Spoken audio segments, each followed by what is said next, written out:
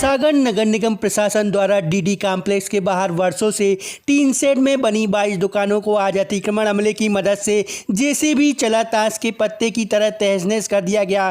कार्रवाई को लेकर यहां वर्षों से दुकान संचालित कर स्वयं का रोजगार हासिल कर परिवार का भरण पोषण कर रहे 2 दर्जन परिवार पर इस कार्रवाई के बाद रोजगार का संकट बन गया है, जिसको लेकर खुलकर कार्रवाई की जद में आने वाले प्रभावित दुकानदारों ने निगम की कार्रवाई पर सवाल खड़े करते हुए बिना उनके विस्थापन के एकाएक होने वाली कार्रवाई पर विरोध भी दर्ज कराया। डीडी कॉम्प्लेक्स की शोभा में ग्रहण नहीं लगे, इसके लिए निगम द्वारा यह कार्रवाई करने का आरोप भी लगाया। कार्रवाई से प्रभावित हो रहे दुकानदारों का साफ आरोप है कि अभी तक प्रशासन ने उनके लिए कोई उचित व्यवस्था नहीं की है।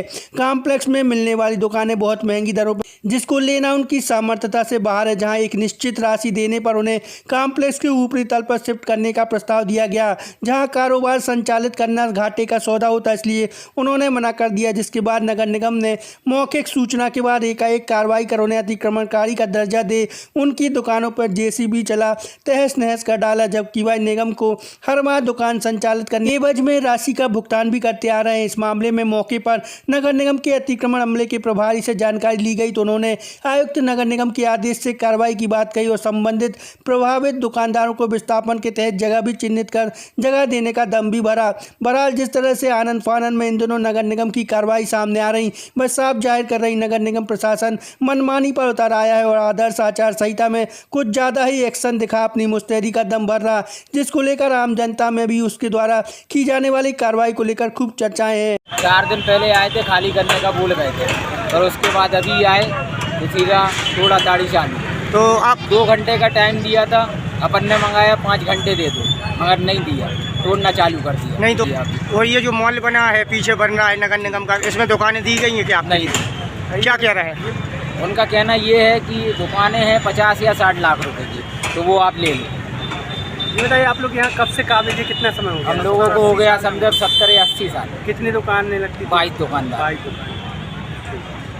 कम से कम 70 साल से यहाँ पे बैठे हुए हैं। हम लोग को कल या परसों बताया गया विस्थापन के लिए बोला था, विस्थापन के लिए सही जगह नहीं दी गई, हम लोग की दुकानें तोड़ दी। क्या भी शिफ्ट नहीं है, हम लोग के कम से कम 22 दुकानें, कम से कम 60-70 परिवार पलते थे यहाँ से, सबको कवर कर दिया है। बेहतरीन तरीके से विकास हो रहा है। 70 साल से हम लोग, हमारे 3 पीढ़ियाँ यहाँ पर हो गई, बीत चुकी हैं जो काम कर रहे थे। इधर से कई परिवार पल रहे थे, 22 दुकानदार हैं। हमारे घर में 4 परिवार हैं जो इधर से चल रहे हैं, कोई वो नहीं। और 70 साल से है तो अतिक्रमण था। 70 साल से कहाँ था प्रशासन?